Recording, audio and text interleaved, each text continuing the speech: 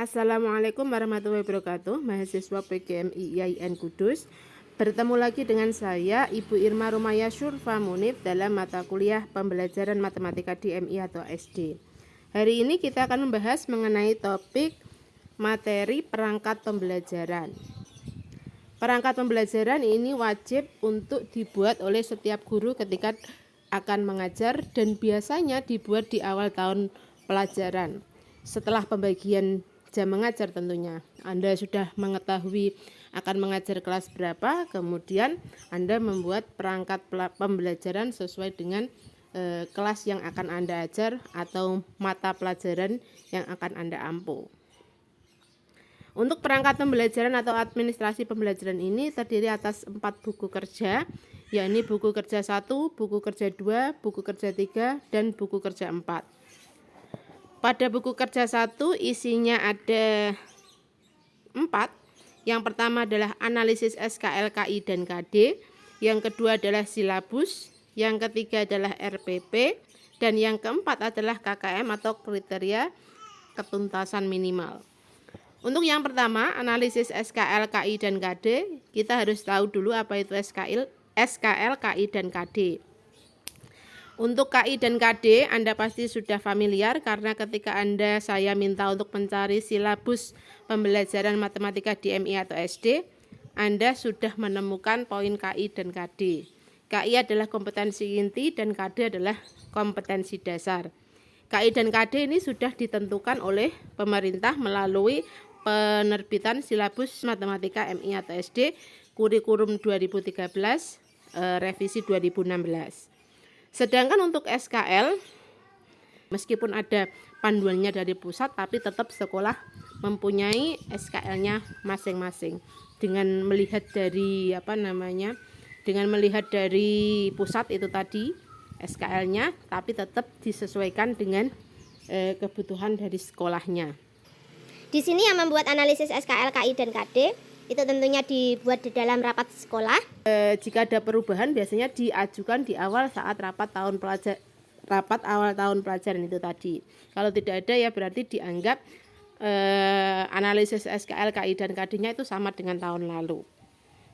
Analisis SKL, KI, dan KD ini biasanya akan sama kecuali misalnya kurikulumnya itu berubah. Misalnya dari dulu tahun 2012 kan ada kurikulum baru di tahun 2013, berarti di sini analisisnya nanti akan berbeda pada poin 1 ini dari 2012 dan 2013. Kemudian yang kedua adalah silabus. Pada silabus Anda sudah mendapatkan kemarin silabus matematika MI atau SD. Kemudian yang ketiga adalah RPP atau rencana pelaksanaan pembelajaran. Kalau ini dibuat oleh guru secara individu atau secara pribadi ya. Tugas dari setiap guru yang mengajar di tiap jenjang, kemudian atau tugas dari guru yang mengajar mata pelajaran tertentu. Kemudian yang keempat adalah KKM. KKM itu kriteria kelulusan minimal atau kriteria ketuntasan minimal. Itu memiliki 3 komponen. Yang pertama adalah daya dukung, yang kedua adalah intake, dan yang ketiga adalah kompleksitas. Daya dukung yang dimaksud itu adalah sarana dan prasarana yang dimiliki oleh sekolah. Sarana dan prasarana yang dimaksud itu ya bisa misalnya media pembelajaran, kemudian sumber belajar, kemudian fasilitas yang ada di sekolah tersebut.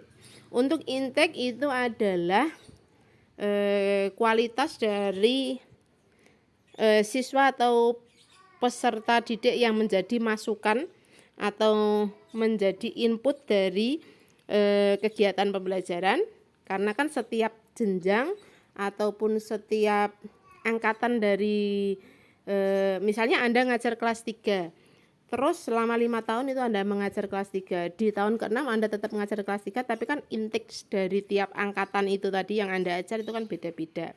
Nah, di sini Anda menilai sendiri berapa nilai dari intake-nya itu. Kemudian yang ketiga adalah kompleksitas. Yang dimaksud kompleksitas itu adalah karakteristik dari tiap materinya juga pasti beda-beda. Kompleksitasnya kan pasti beda-beda. Tingkat kesulitannya juga pasti beda-beda. Seperti itu. Misalnya kalau kompleksitasnya tinggi berarti misalnya Anda kasih nilai 60. Inteknya kalau anak-anaknya inputnya itu agak susah diajak ngejar kayak begitu kan, diajak ngejar materi ya begitu ya, berarti Anda kasih nilai misalnya sama 60. Kalau daya dukungnya bagus berarti misalnya Anda kasih nilai 80, kemudian Anda rata-rata dapat nilai KKM di tiap materinya atau di tiap KD-nya. Nanti kemudian rata-ratanya di tiap KD itu nanti di total, di rata-rata lagi dapat nilai KKM dari mapel matematika di tahun itu. Jadi sebenarnya KKM itu bisa berbeda di tiap tahunnya. Kesalahannya kadang untuk KKM itu ditentukan oleh pihak sekolah. Dan seperti kita lihat KKM-nya sekarang tinggi-tinggi dan anak harus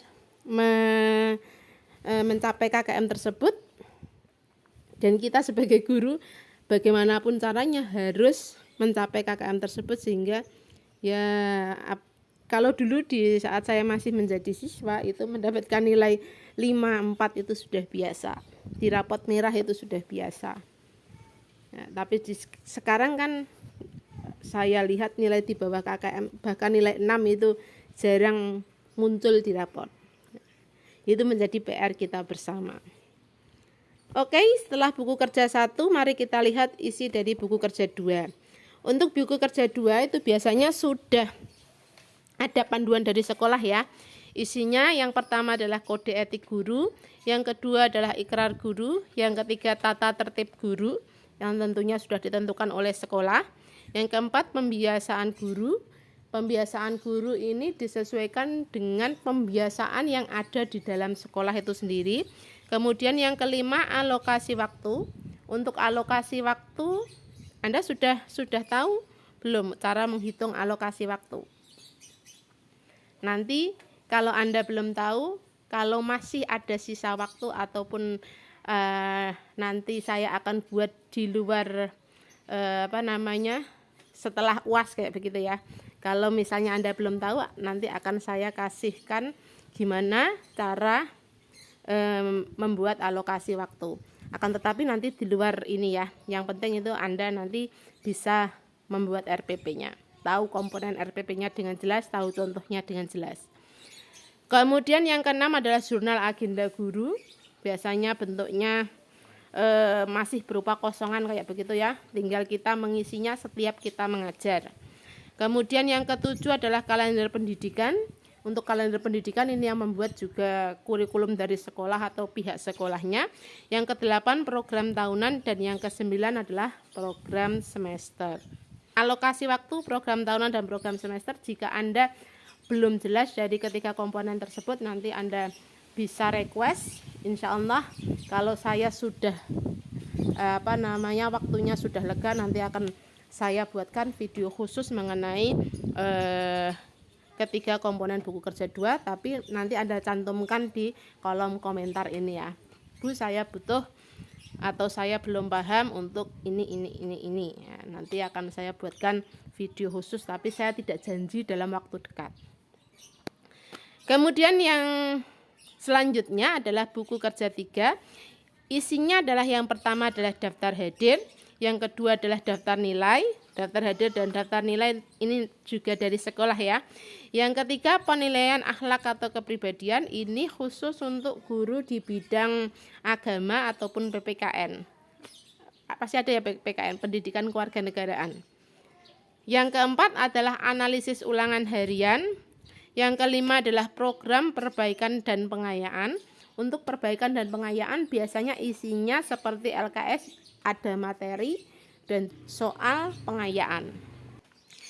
Yang kedelapan adalah daftar buku pegangan guru atau siswa. Ini biasanya sudah ditentukan di depan. Daftar buku pegangannya dimaksud berupa buku LKS maupun buku paket yang digunakan oleh guru dan siswa. Rencananya itu ke depannya itu apa saja atau yang sudah digunakan oleh guru atau siswa. Kemudian yang ke-9 adalah jadwal mengajar. Jadwal mengajar ini juga dibuat oleh sekolah, pihak sekolah. Dan yang ke-10 adalah daya serap siswa. Daya serap siswa ini nanti kalau misalnya sudah mendapatkan daftar nilai, nanti baru dihitung daya serapnya. Kemudian yang 11 adalah kumpulan kisi-kisi soal. Di setiap materinya nanti Anda membuat kisi-kisi soal, karena Anda pasti akan membuat yang namanya ulangan harian kan. Setiap selesai satu materi ada ulangan harian, berarti ada kisi-kisi soalnya, ada contoh soal ulangan hariannya, kemudian ada analisis butir soal setiap Anda melakukan ulangan harian. Baik itu butir soalnya berupa soal esai ataupun soal pilihan ganda. Yang ke-14 adalah perbaikan soal atau soal perbaikan maksud saya.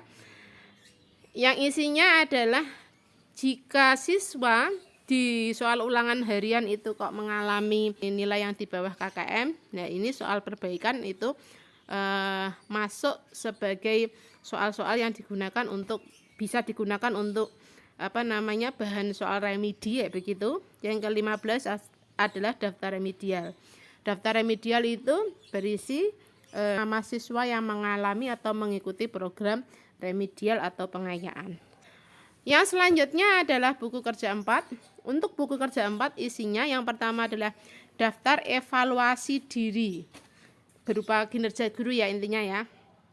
Daftar evaluasi diri, kinerja guru, dan program tindak lanjut kerja guru. Jadi buku kerja 1 dan buku kerja 2 itu dibuat pada awal tahun pelajaran, sedangkan buku kerja 3 itu diisi atau dibuat selama proses KBM dalam 1 tahun pelajaran, sedangkan buku kerja 4 itu dibuat di akhir tahun pelajaran untuk mengevaluasi kinerja guru dan juga untuk membuat program tindak lanjut dari evaluasi kinerja guru tadi. Oke, untuk khusus RPP itu didapatkan dari silabus yang merupakan penjabaran untuk mengarahkan kegiatan belajar peserta didik dalam upaya mencapai KD. RPP ini merupakan kewajiban dari guru, jadi harus dilaksanakan oleh guru.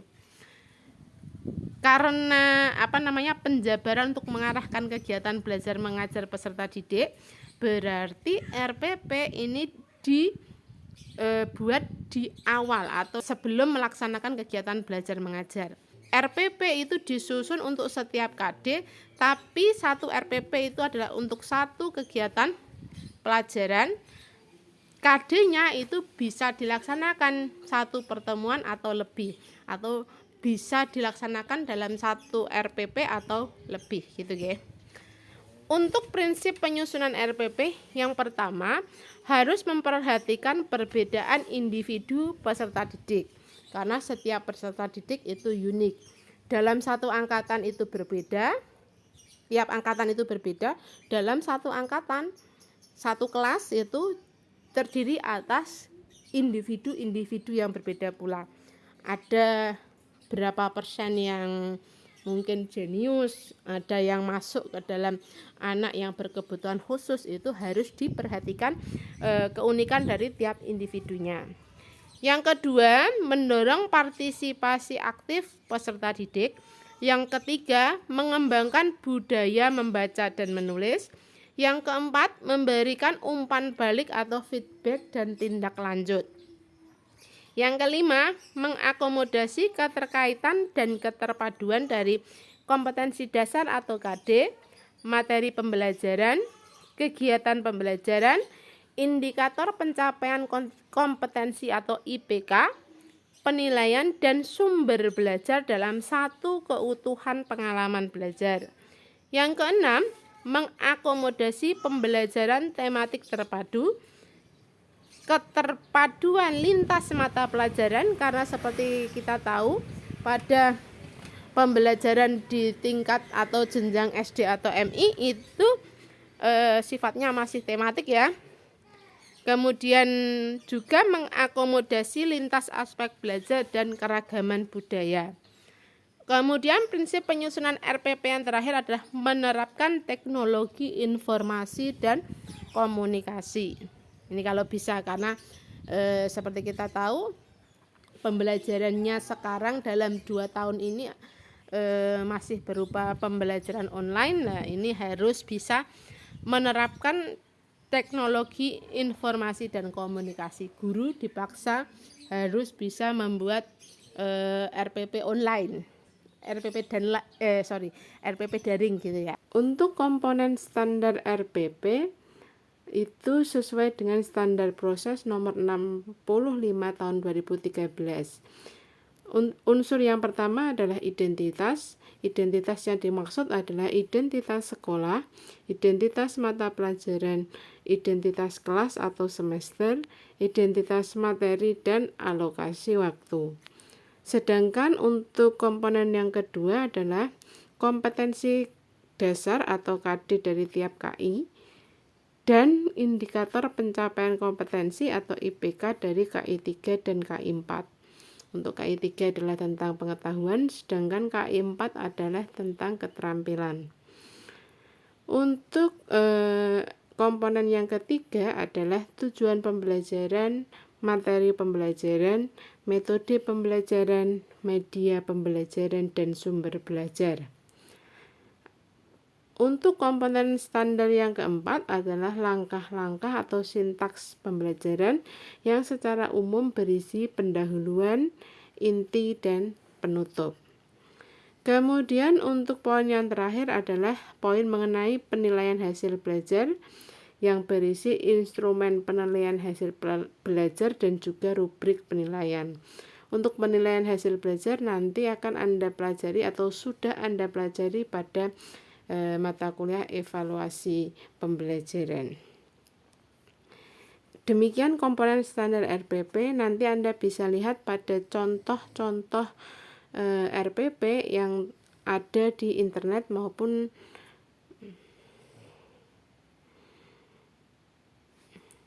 nanti Anda bisa melihat contoh RPP misalnya di link pada guruberbagi.com. Terima kasih atas waktunya. Saya harapkan sedikit yang saya sampaikan ini bermanfaat. Saya tutup dulu. Assalamualaikum warahmatullahi wabarakatuh.